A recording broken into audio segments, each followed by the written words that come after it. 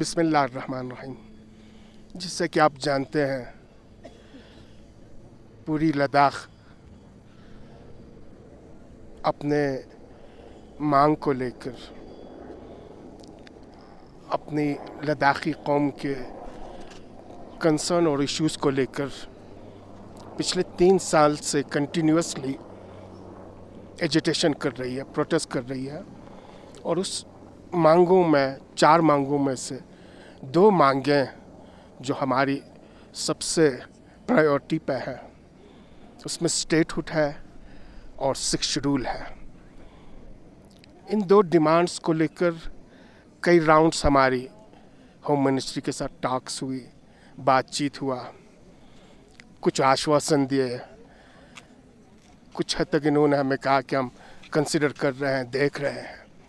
लेकिन लास्ट जो हमारी 4 मार्च को जो मीटिंग हुई, उसमें क्लियरली इन्होंने एक मैसेज ये दे दिया कि लद्दाख को लेकर हम कंसर्न रखते हैं, लेकिन जो लद्दाखी चाहते हैं वो हमारे लिए प्रायोरिटी नहीं है।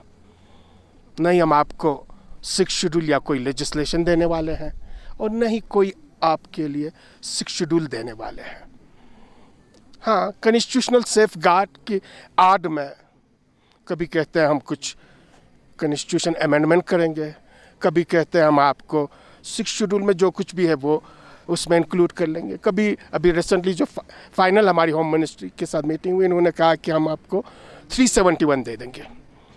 चाहे आपको कोई भी अमेंडमेंट कर ले, चाहे आपको 371 दे दे, इन सारे कॉन्स्टिट्यूशनल सेफ गार्ड्स में और अमेंडमेंट में हमारी जो आशंकाएं हैं, हमारी जो प्रायोरिटीज़ हैं, उसका कहीं पे भी कोई सेफ्टी एंड सिक्योरिटी नहीं है। और हमने क्लियरली इन्हें बता दिया हम किस लिए 6 शेड्यूल चाहते हैं। और 6 शेड्यूल जो आपकी कॉन्स्टिट्यूशन में लाई गई है, वो ट्राइबल एरिया के लैंड की प्रोटेक्शन के लिए, जॉब की प्रोटेक्शंस के लिए, कल्चर, लैंग्वेज, आइडेंटिटी की प्रोटेक्शंस के लिए, और उसमें कोई भी कंडीशंस हम फुलफिल करते हैं। और आपकी ही ट्राइबल मिनिस्ट्री रिकमेंड भी कर चुकी है, तो अभी कोई ऐसा बाधा नहीं है जिसमें आप 6 शेड्यूल न दे दें। दूसरा, इस लद्दाख को हमसे ज़्यादा, लद्दाखियों से ज़्यादा कोई नहीं जानता है। राइट फ्रॉम 48, चाहे वो जोजिला वार हो, फिर इसके बाद आप आएंगे 62 की वार हो, 65 की वार हो, 71 की वार हो, या आपका फाइनली 99 वार है। इन सारे जंगों में लद्दाखियों ने इस देश के जो लाइन है, हमारी बॉर्डर्स है, उसकी कैसी रक्षा करनी है, कैसी सुरक्षा करनी है, वो बहुत बेटर तरीके से कर चुकी है और प्रूव करके बता चुकी है कि लद्दाखी सक्षम है अपने आप को रूल करने के लिए, अपनी लैंड की रक्षा करने के लिए, अपनी एरिया की सुरक्षा करने के लिए। और लद्दाखियों पे आपका कोई मिन्नत और एहसान नहीं है, हम आपसे भीख नहीं मांग रहे हैं। जो कॉन्स्टिट्यूशन हमें राइट देती है वही हम मांग रहे हैं। अगर इन राइट्स को आप नहीं दे देंगे तो आप हमें कंपेल कर रहे हैं, मजबूर कर रहे हैं रोड पे आने के लिए, एजिटेशंस करने के लिए। और लद्दाखी कौम इन पहाड़ों में ज़िंदगी बसर करने वाले हैं, और पहाड़ों की सख्त ज़िंदगी वो जीने वाले, वो अच्छी तरह से जानते हैं कि अपने आप को ज़िंदा रखने के लिए और अपने आने वाले फ्यूचर को बचाने के लिए क्या कुर्बानी दे सकती है। और उसके लिए एपेक्स बॉडी और KDA फाइनल डिसीजन ले चुकी है कि जब तक स्टेटहुड और 6 शेड्यूल नहीं मिलता है, हम किसी भी कीमत पे अभी की जो गवर्नमेंट है, बीजेपी गवर्नमेंट, उसके जान से में आने वाले नहीं हैं। और उसके लिए मैं कासना माचुक को बहुत ही मुबारकबाद देता हूँ कि 6 मार्च से अभी तक अनशन पे बैठे हुए हैं। और साथ ही साथ लेह के पूरी कौम को मैं मुबारकबाद देता हूँ कि इन्होंने पूरी तरह से उनको सपोर्ट की, चाहे उसमें बुज़ुर्ग हों या जवान हों, हर किस्म के जितने भी रंग और नस्ल मज़हब के मानने वाले हैं, सबों ने इन्हें सपोर्ट की। ये इसलिए नहीं कि सोनम वांगचुक को सपोर्ट कर रहे हैं, वो अपने आप को सपोर्ट कर रहे हैं, लद्दाख को सपोर्ट कर रहे हैं, लद्दाख के भविष्य को सपोर्ट कर रहे हैं। और ये हम सबों की दायित्व है। अभी हमारे KDA की भी बहुत सारे लीडरशिप बाहर हैं। आज ही मैं चंडीगढ़ से आया हूँ, क्योंकि हम जम्मू दिल्ली के मीटिंग में थे, चंडीगढ़ से मैं आया हूँ, इसलिए मैंने अपनी जिम्मेदारी समझा सबसे पहले यहाँ पे आके जो हमारे जितने भी यहाँ पे अनशन पे बैठे हुए हैं उन सबों को मुबारकबाद दे दूँ, उन्हें ये बता दूँ कि आप अपने को अकेला न समझें। पूरी करगिल की कौम आपके साथ खड़ी है। करगिल के बुज़ुर्ग, करगिल के जवान, करगिल की औरतें, करगिल की महिलाएं सभी आपके साथ खड़ी हैं। और यहाँ से हमारे जाने के बाद हमारी वर्चुअल मीटिंग एपेक्स बॉडी के साथ जो कोर कमेटी हमारी है वो मीटिंग हो चुकी है। तो बहुत जल्दी हम 1-to-1 फिज़िकल मीटिंग शायद हमारी करगिल में हो। हमारे यहाँ से एपेक्स बॉडी के मेंबर्स आएंगे और आने वाले समय के लिए किस तरह के रोड मैप हमें बनानी है और इस अनशन को, इस प्रोटेस्ट को, इस एजिटेशन को किस तरीके से आगे लेके जाना है, उन सारी चीज़ों के लिए हमने प्रोग्राम करनी है। लद्दाख की जब हम बात करते हैं तो लेह कारगिल और जिस तरह की यूनिटी को अभी देखा जा रहा है वो सभी पसंद भी कर रहे हैं और लोगों को कहीं ना कहीं उस चीज़ पे मोटिवेशन भी हो रहा है। तो सवाल तो ये भी उठता है सर, इतना टाइम कारगिल को क्यों लग रहा है जब लेह के सभी वासी यहाँ पे आके हंगर स्ट्राइक कर रहे हैं? तो वही जब पीसफुल प्रोटेस्ट हुआ लद्दाख लेह में जो है बंद बुलाया गया था और कारगिल में कोई वहाँ पे रिएक्शंस नहीं देखे गए, तो इससे काफ़ी मायूस भी लग रहे हैं लोग आज। तो आप उस पर क्या कहेंगे? मैं आपको एक चीज़ क्लियर कर दूँ, ये प्रोटेस्ट, ये डिमांड्स एकदम से रश में आके हमें सारी चीज़ें करके सॉल्व होने वाली चीज़ें नहीं हैं। आप 6 से 3 फरवरी का आप कॉल दे देंगे, लेह चलो का कॉल।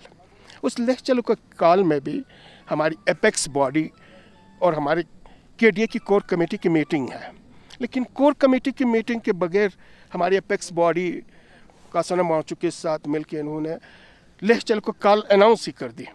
और हमारे केडीए की सारी लीडरशिप आउट ऑफ स्टेशन थी, इसलिए हमने वर्चुअल मीटिंग करके ये बताने के लिए कि ये लेह चलो नहीं है, पूरी लद्दाख चलो है।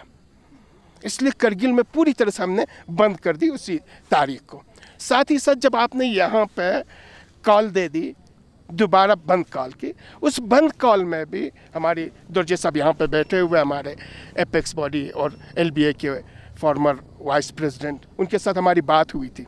हमने कहा था हम जॉइंटली करेंगे, लेकिन इन बिटवीन हमारे एपेक्स बॉडी के जो मेंबर्स थे, रिलीजियस ऑर्गेनाइजेशंस, ये पहले ही इन्होंने अनाउंस कर दिया कि कल हम कॉल दे देंगे।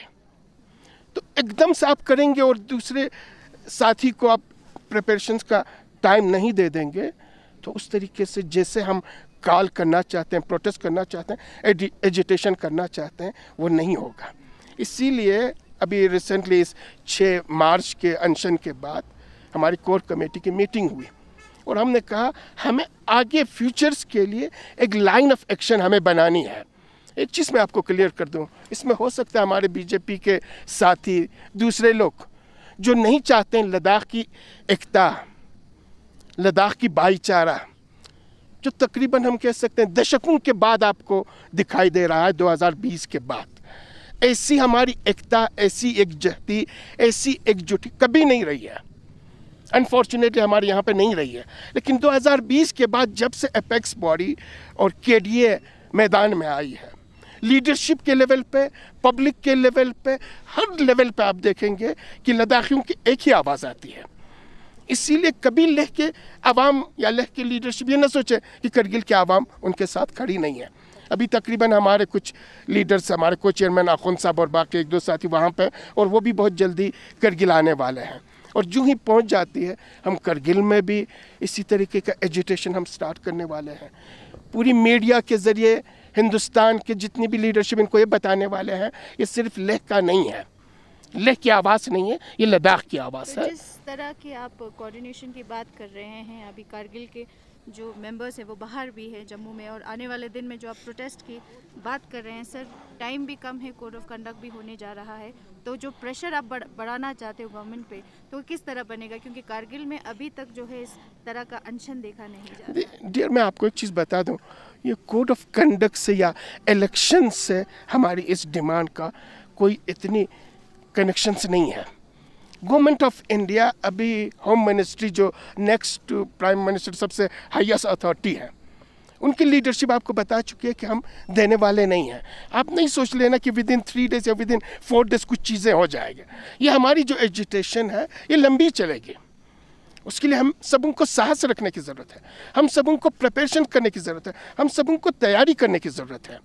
और आप ही ना सोचें कि हम 2-3 दिन मेंशन करेंगे तो ये गवर्नमेंट ऑफ इंडिया का दिल पसीज जाएगा, वो हमारे इश्यूज़ को लेकर बहुत ही उतावला होकर कहेंगे हम कंसिडर करने वाले। ऐसी चीज़ें नहीं हैं। इसलिए ये चीज़ें हम मीडिया के ज़रिए क्लियर कर देना चाहते हैं कि किसी भी कीमत में लेह में एजिटेशन हो या करगिल में एजिटेशन हो, लेह में प्रोटेस्ट हो या करगिल में प्रोटेस्ट हो, ये एक सेक्शन का, एक कम्युनिटी का, एक ज़िले का प्रोटेस्ट नहीं है। इसीलिए आज मैं सीधे चंडीगढ़ से जब मैं आया हूँ यहाँ पे, मैं कासना मौचुक से हमारे दुर्जे साहब से मिलने इसीलिए आए ताकि ये बता दें कि वॉइस लेह की वॉइस नहीं है, अकेले एक सेक्शन की नहीं है, पूरी लद्दाख की वॉइस है। और कुछ दिनों के बाद आपको यही वॉइसेस करगिल में भी सुनाई देगा।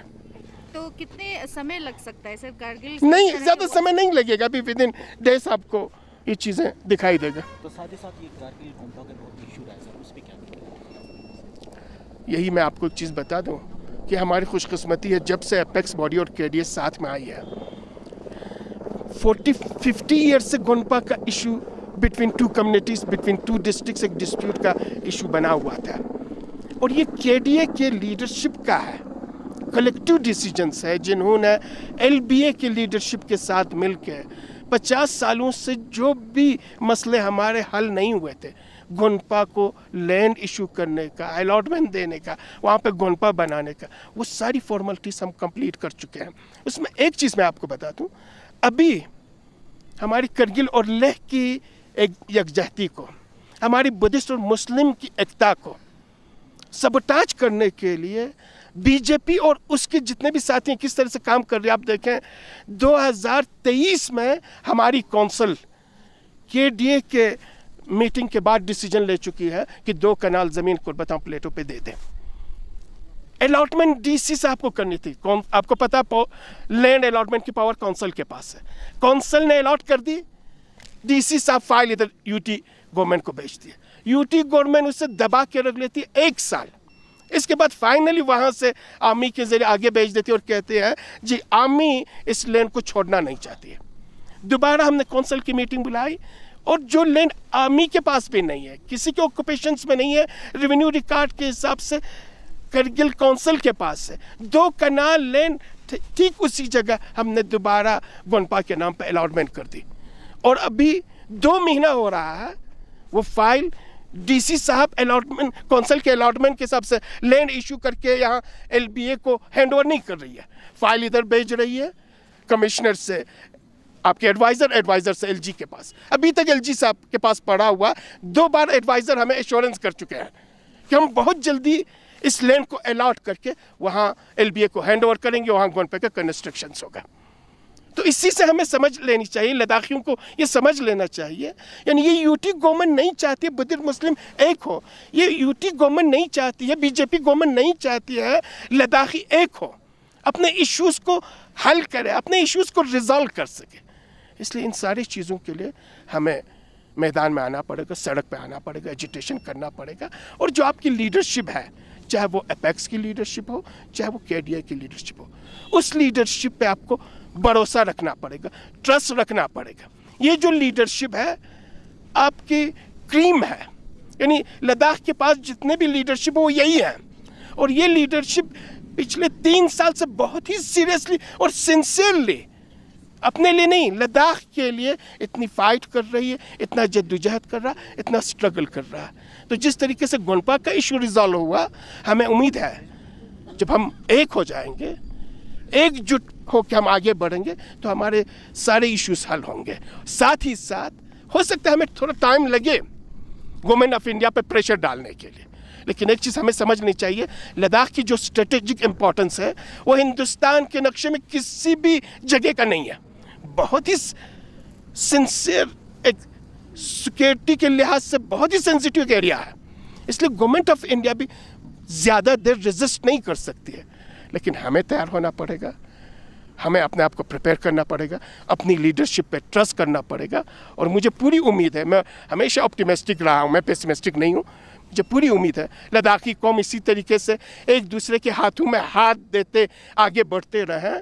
जो हमारी अभी आपको दिखाई देता है या कुछ लोग ये अफवाहें फैला रहे हैं कि नहीं हो सकता है जी, अब हमें इनके साथ बातचीत करनी चाहिए, जो भी ये कॉन्स्टिट्यूशनल सेफगार्ड देने उस पर बात करनी चाहिए, 371 पे बात करनी चाहिए, वो हमारी कौम की तकदीर के साथ, हमारी किस्मत के साथ, हमारे भविष्य के साथ खिलवाड़ कर रही है। आपकी ये लीडरशिप और लद्दाखी आवाम, इन दोनों एजेंडा को, इश्यूज़ को हम रिजॉल्व भी कर सकते हैं, अचीव भी कर सकते हैं और हम हासिल भी कर सकते हैं।